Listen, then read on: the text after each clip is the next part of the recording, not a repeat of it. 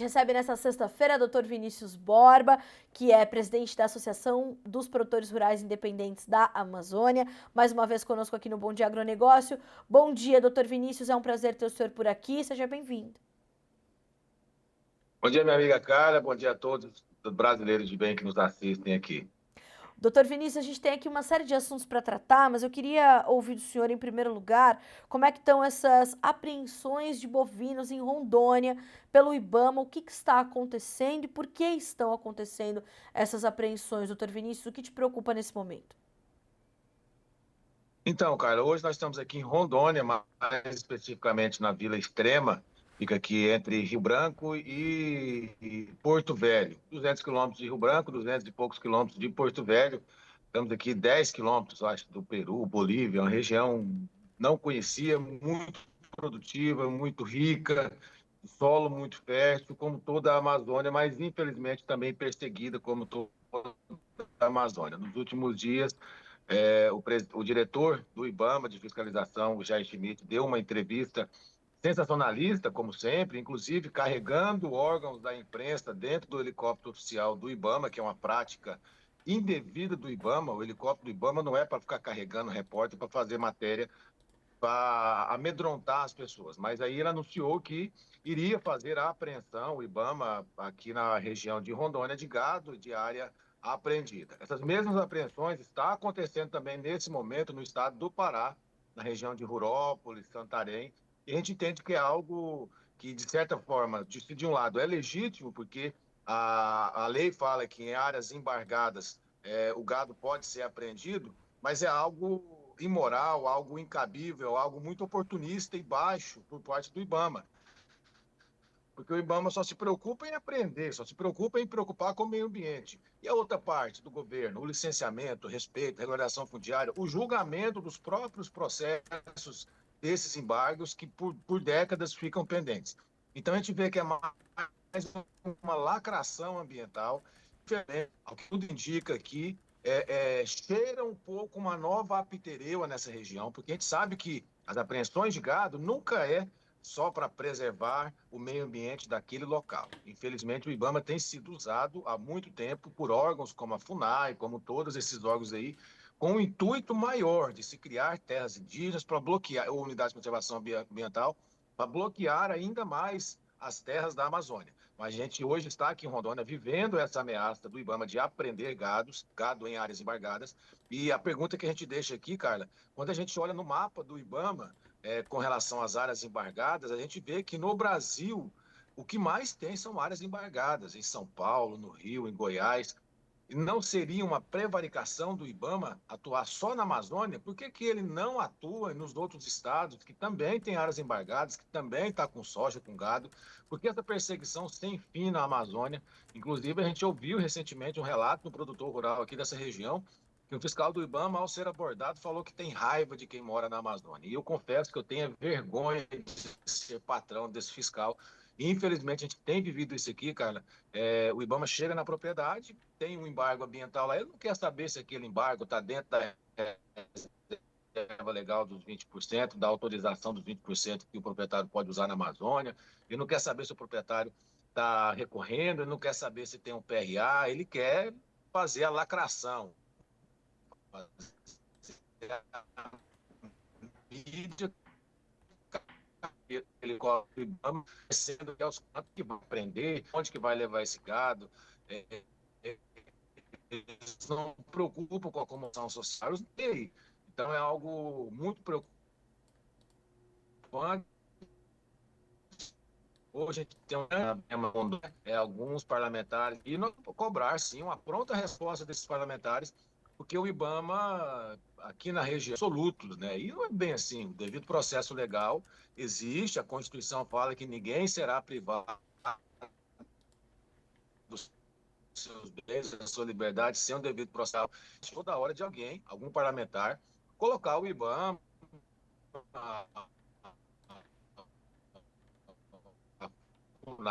no lugar. E você, Brasil, está se perguntando, todos são autarquias.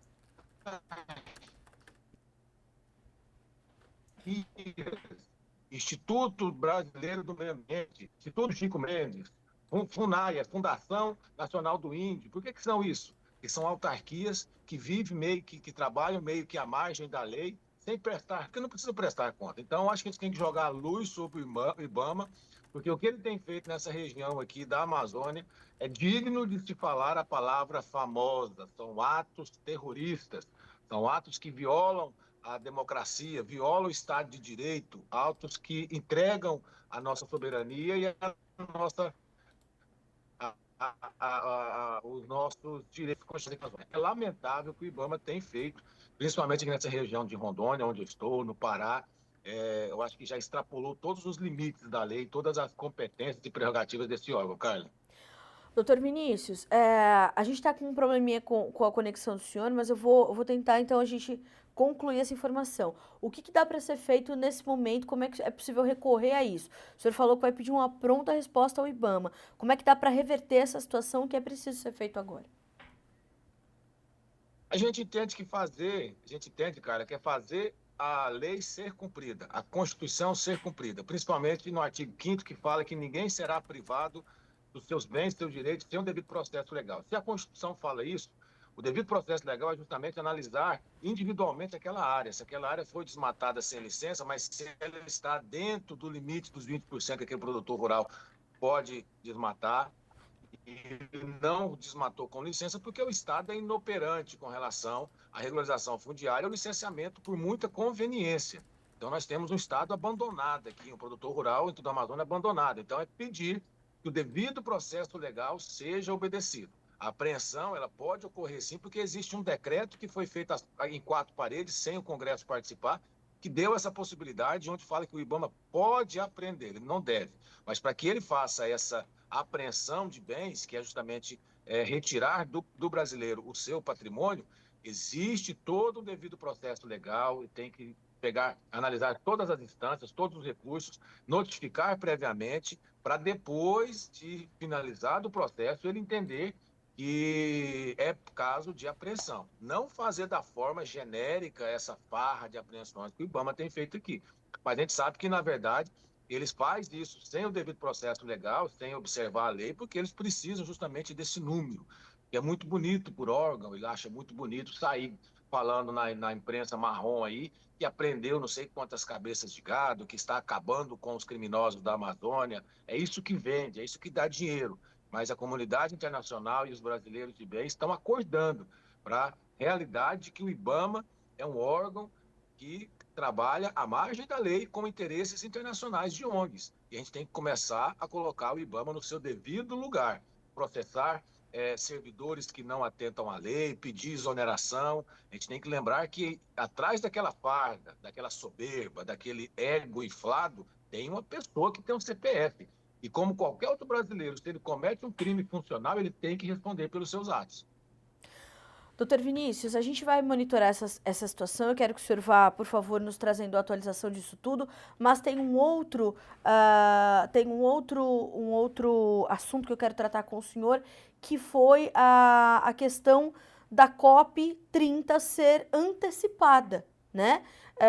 Enfim, houve uma situação ali do governo citar uma questão de pressão da rede de hotéis, né? A pressão hoteleira, tempo para negociação. Como é que o senhor viu essa antecipação da COP 30 para os dias 6 e 7, salvo engano, 6 e 7 de novembro, né, doutor Vinícius? Como é que o senhor avaliou e analisou essa situação? Na verdade, Carla, eu acho que até vai causar estranheza para vocês a gente falar isso enquanto paraense, enquanto um goiano que mora aqui no Pará. Eu não estou acompanhando muito essa COP, não, porque é um evento tão esvaziado, tão supérfluo, tão assim, utópico, fora da nossa realidade, que eu tenho vergonha de um evento desse estar acontecendo no meu estado. Pessoas que vêm de todos os 4 cantos do mundo aí, pessoas que não têm moral nenhuma para apontar o dedo para a gente, para querer dar lição de moral aqui. Mas pelo que eu entendi, eles estão desmembrando o evento, eles estão fatiando o evento para que parte dele aconteça no dia 6, parte aconteça no dia 10, porque eles descobriram, da noite para o dia, que Belém não consegue comportar. Mas por que eles trouxeram essa Copa para cá, custe o que custar? Porque para poder chamar de Copa da Floresta, Copa dos Povos Indígenas, isso gera muita, novamente, lacração.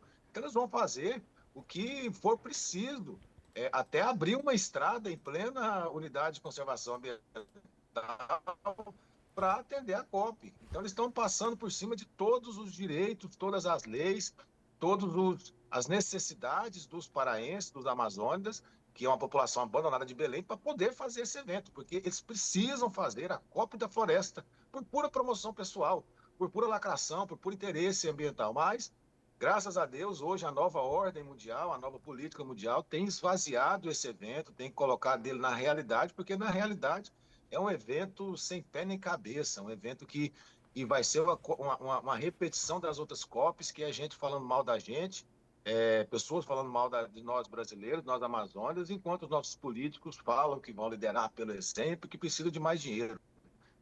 Então é um evento que, se cancelar hoje, é um favor que faz para nós amazônicos e nós brasileiros.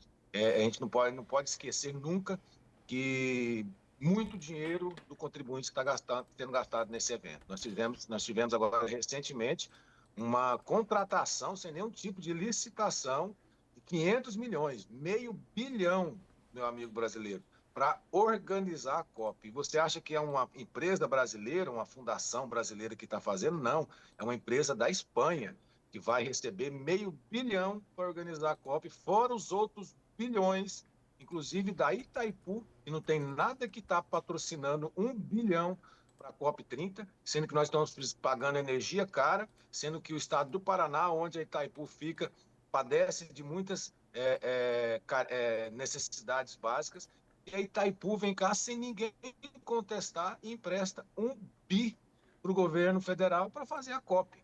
Então, acho que o brasileiro de bem tem que perguntar assim, o que esse evento vai trazer para a gente. Então, hoje, se eu pudesse fazer um pedido, é que cancelar essa palhaçada chamada COP30, esse evento supérfluo, esse evento até criminoso contra nós brasileiros, pegue esse dinheiro e invista na própria Belém, em saneamento básico, em saúde, educação, que são pessoas que estão padecendo ali por falta disso há décadas.